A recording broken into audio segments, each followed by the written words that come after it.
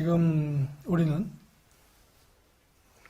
늘 이야기한 것처럼 생각이 지배하는 현상기에 살고 있습니다. 그런데 그 생각은 자칫 잘못하면 불리를 가져옵니다. 우리는 세계 곳곳에서 그 증거들을 봅니다. 그것은 각자 서 있는 자리가 다르기 때문에 보이는 것을 비롯한 지각되는 것이 다르고, 그래서 각자 안다고 생각하는 것이 다르기 때문입니다.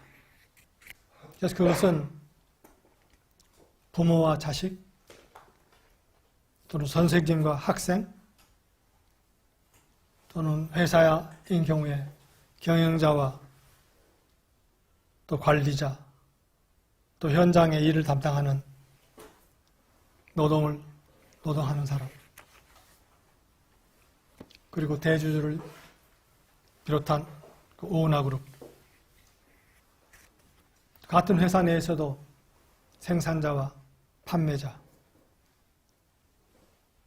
그리고 어른들과 아이들, 또 남자와 여자, 생각이 다 다르죠. 그래서 생각이 굉장히 다르죠. 그런데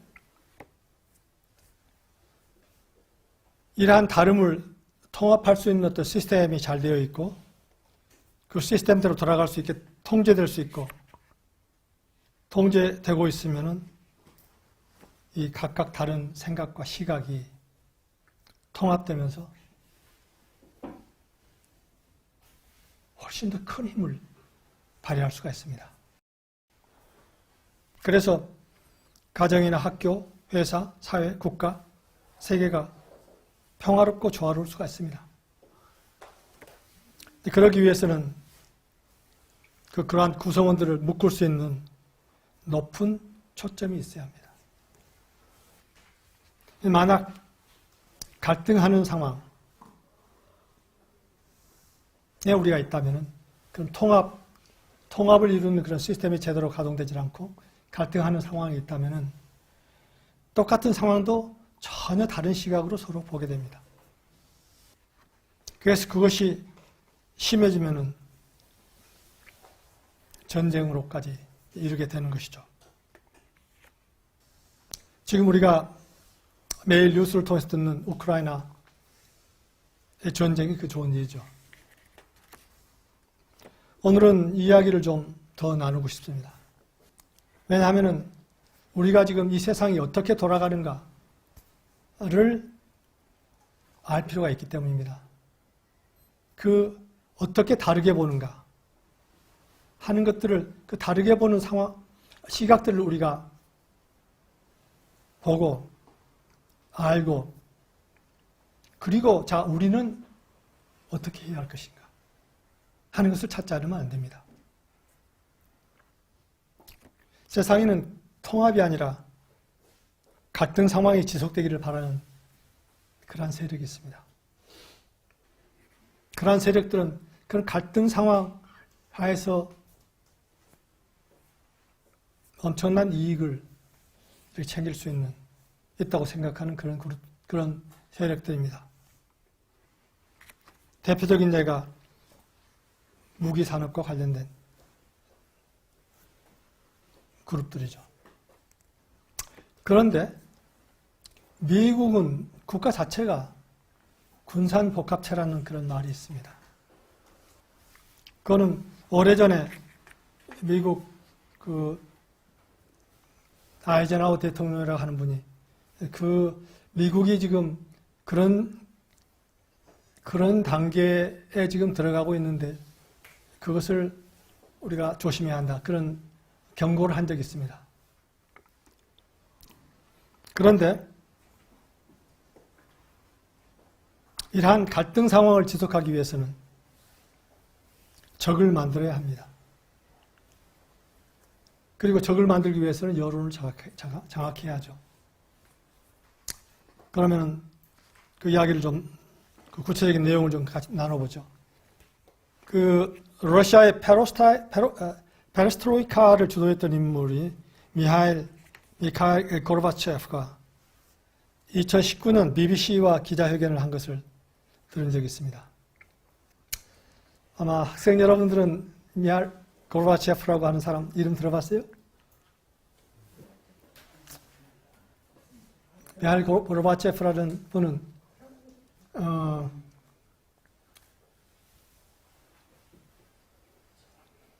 1990년대 소비에트 러시아가 붕괴하기 시작할 당시 소련의 수상이었던 사람입니다. 소련의 당서기 수상을 했던 사람이죠.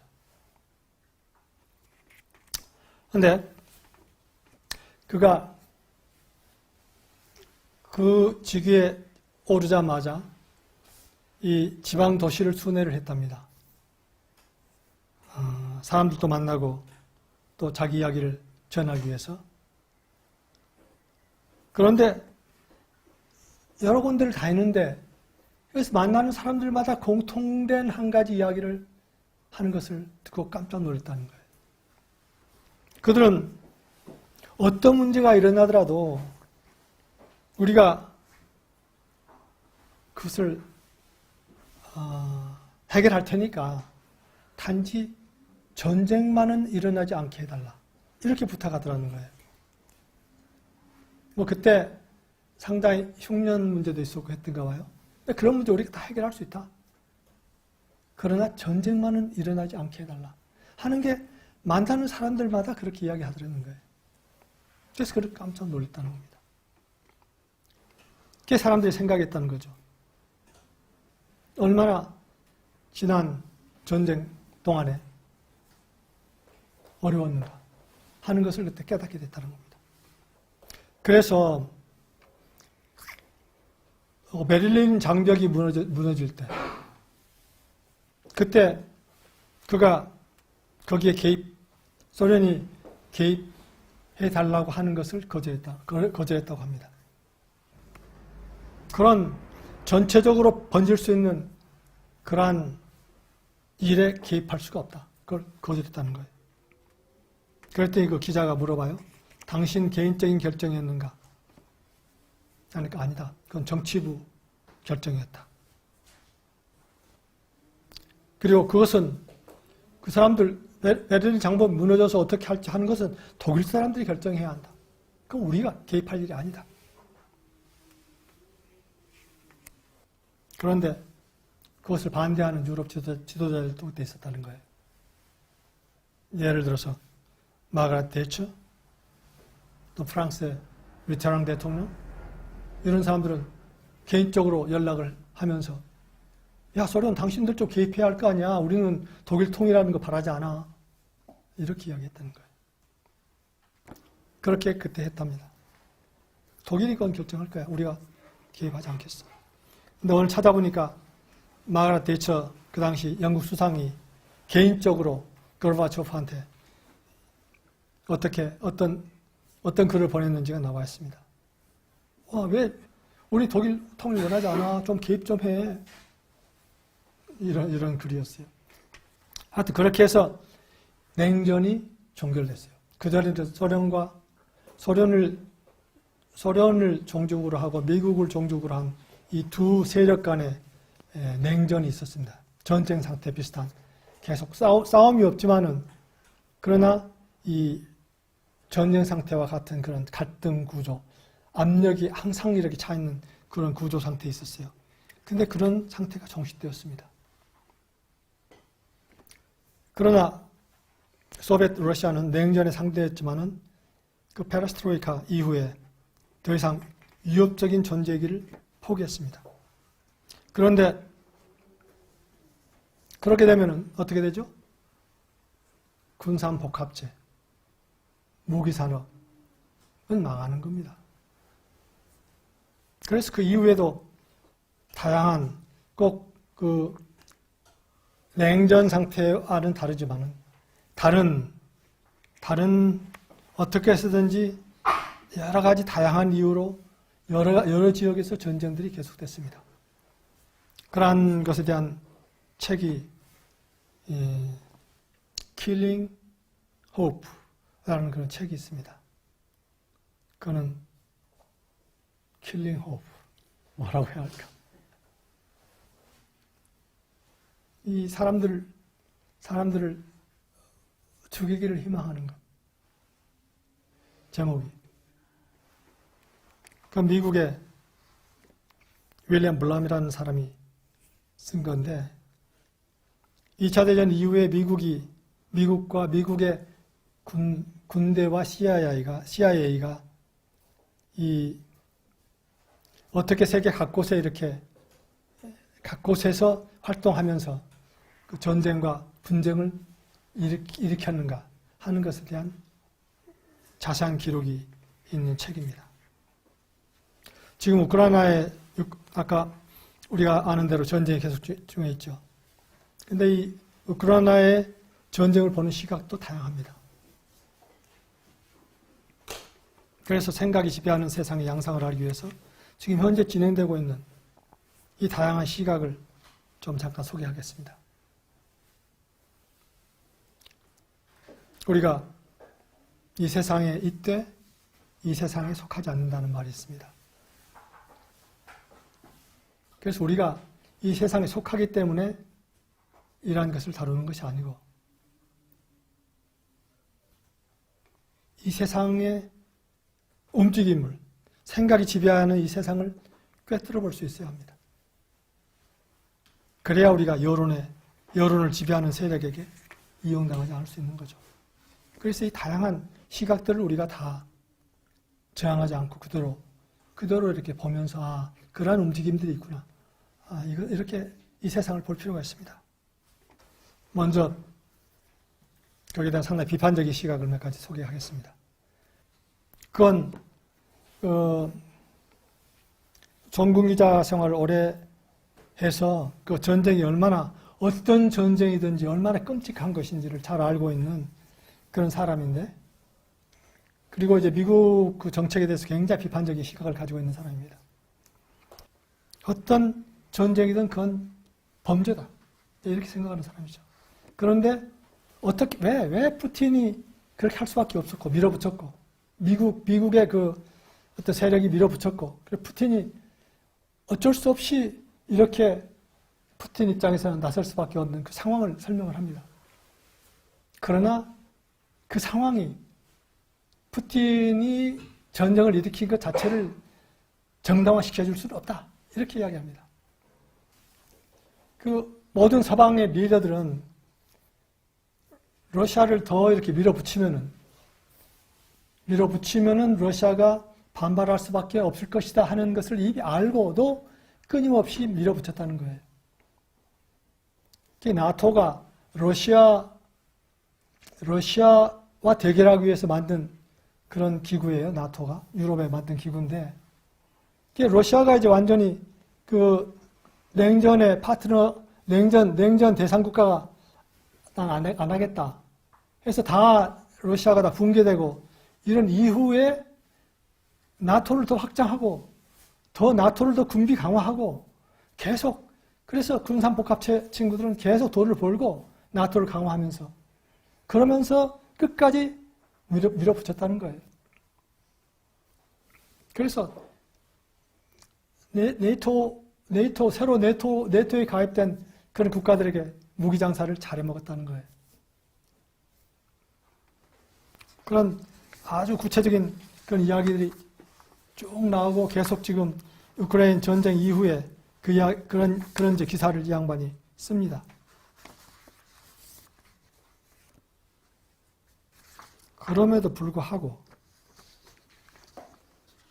그것이 푸틴이 전쟁을 일으킨 것을 정당화할 수는 없다. 전쟁을 일으킨 것 자체는 범죄다, 이렇게 이야기합니다. 그리고 그런 이 전쟁 전문기자로 오랫동안 활동하면서 대단한 그런 위험한 포로도 잡혔고 거의 죽음 직전까지 자기 앞에서 그런 여러 가지 경험들을 다 이야기를 합니다. 그러면서 전쟁 지금도 전쟁을 거친 사람들이 걸리는 병이 있잖아요. 포스트 트라우마 무슨 증후군? 트라우마 증후군에 지금도 시달리고 있어요. 그 전쟁 전공기자 하면서 겪었던 그런 비극적인 그런 상황들이 지금도 트라우마로 계속 남아가지고 아주 고통을 받고 있죠. 그리고 전쟁은 또 다른 수단의 정치가 아니다. 전쟁은 악마적이다. 이렇게 이야기합니다. 이 좌냐, 우냐, 중립이냐, 이것은 모두 생각 차원의 시각입니다. 그런데 생각 너머의 차원이 있죠. 지난번 서비스에서 제가 그 이야기를 했습니다. 그 유진님도 그 이야기를 하셨죠. 이 생각 너머의 차원은 오래전부터 많은 사람들이 이야기를 해왔습니다. 조금 다를 수 있지만은, 맹자에도 이런 이야기가 나오죠. 어떤 미혹에 대해서 얘기합니다. 사람들이 넘어갈 수 있는 미혹에 대해서. 8가지 미혹을 이라고 하는 건데, 거기서, 모든 것이 과하면은 다 미혹이 된다. 어떤 것도 과하면은 미혹이 된다. 이게 이제 생각 차원을 이야기하는 겁니다.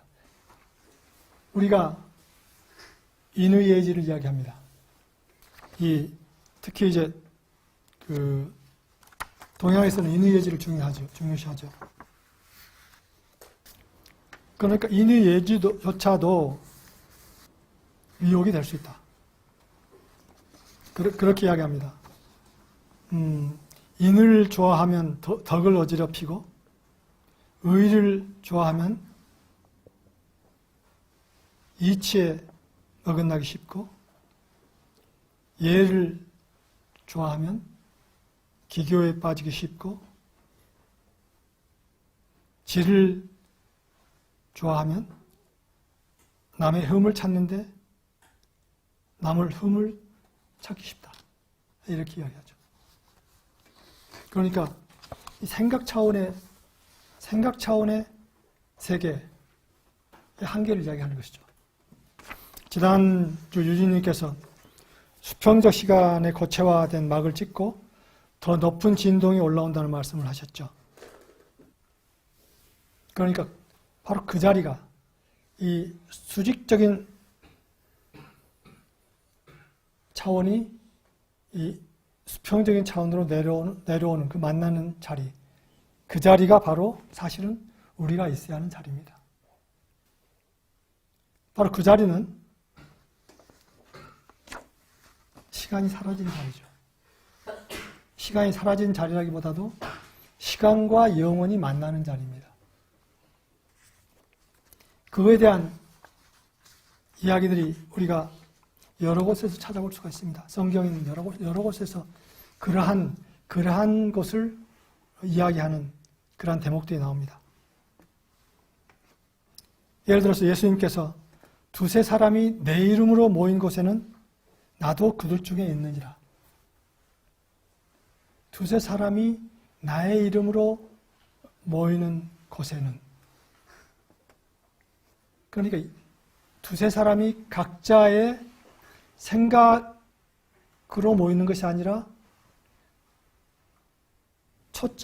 초점이 되는 주님의 존재 아래 모일 때에는 내가 그 자리에 있다. 제가 얼마 전에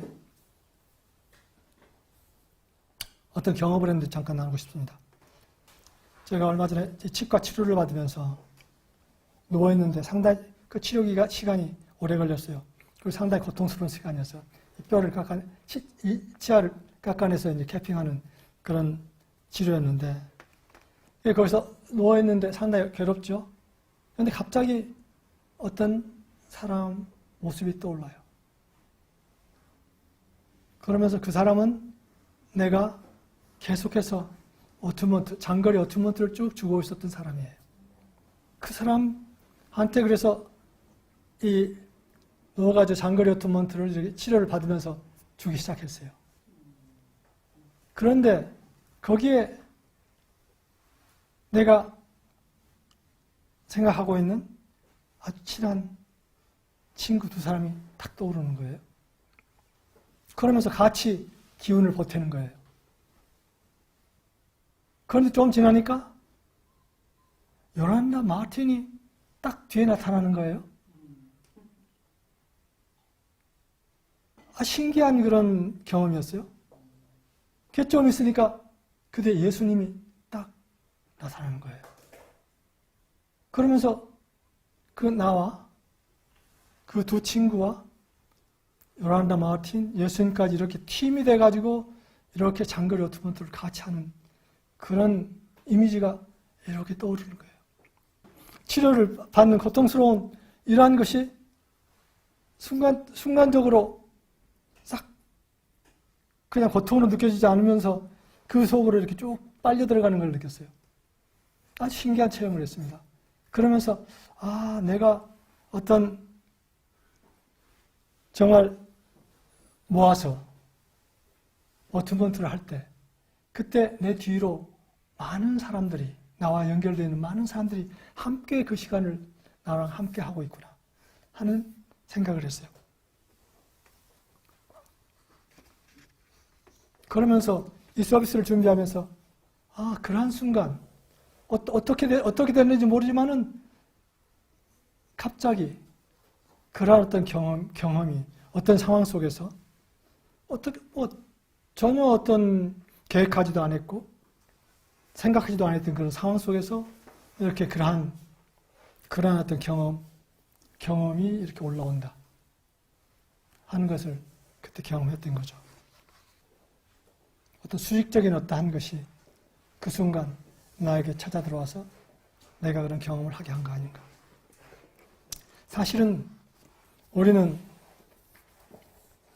늘 나눈 것처럼 신의 아들과 딸들의 몸체라는 이야기를 자주 했습니다.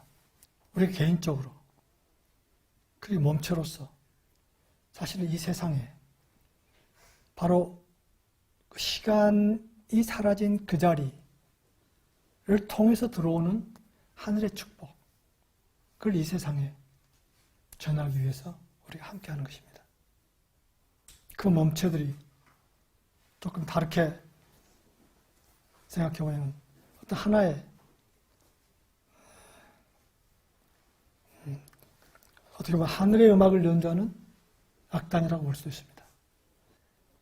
악단 구성원들.